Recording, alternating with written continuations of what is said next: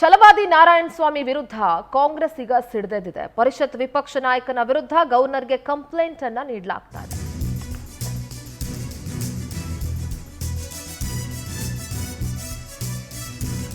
ನೋಡಿ, ಎಲ್ಲರೂ ಕೂಡ ಇದು ಭ್ರಷ್ಟರ ಕೂಟ, ಒಂದರ್ಥ ಮಾಡ್ಕೊಳ್ಬೇಕು. ಅವ್ರ ಮೇಲೆ ಇವರು, ಇವ್ರ ಮೇಲೆ ಅವರು.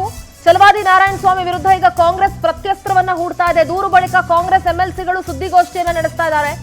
ಪರಿಷತ್ ವಿಪಕ್ಷ ನಾಯಕನ ಸ್ಥಾನದಿಂದ ಛಲವಾದಿ ನಾರಾಯಣ ಸ್ವಾಮಿಯನ್ನ ಅನರ್ಹಗೊಳಿಸಬೇಕು. ಆದರ್ಶ ಹೌಸಿಂಗ್ ಬೋರ್ಡ್ ಮೆಂಬರ್ ಆಗಿದ್ದಾಗ ಸಿಎ ಸೈಟ್ ಅನ್ನ ಪಡ್ಕೊಂಡಿದ್ರು ಛಲವಾದಿ ನಾರಾಯಣ ಸ್ವಾಮಿ. ಆ ಸ್ಥಳದಲ್ಲಿ ಆನಂದ್ ಧಮ್ ಬಿರಿಯಾನಿ ಸೆಂಟರ್ ನಡೀತಾ ಇದೆ. ಇವಾಗ ಶಿಕ್ಷಣ ಉದ್ದೇಶಕ್ಕಾಗಿ ಪಡೆದ ಜಾಗ ಬೇರೆ ಉದ್ದೇಶಕ್ಕೆ ಬಳಕೆ ಆಗ್ತಾ ಇದೆ. ಭ್ರಷ್ಟಾಚಾರ ನಿಗ್ರಹ ಕಾಯ್ದೆಯಡಿ ಕೇಸ್ ದಾಖಲಿಸಬೇಕು ಅಂತ ಸುದ್ದಿಗೋಷ್ಠಿಯಲ್ಲಿ ಎಂಎಲ್ಸಿ ಸಲೀಂ ಅಹಮದ್ ಒತ್ತಾಯಿಸಿದ್ದಾರೆ. ಯಾರೇನ್ ಹೆಚ್ಚಲ್ಲ, ಯಾರೇನ್ ಕಡಿಮೆ ಅಲ್ಲ, ಇವರುಗಳು ಎಲ್ಲರೂ ಕೂಡ ಒಬ್ಬೊಬ್ರು ಕೂಡ ಸೈಟ್ಗಳನ್ನ ಪಡ್ಕೊಂಡಿದ್ದಾರೆ. ಆ ಸಿಎ ಸೈಟ್ ಅನ್ನೋದಿದೆಯಲ್ಲ, ಅದು ದೊಡ್ಡ ದೊಡ್ಡ ದೊಡ್ಡ ಹಗರಣ.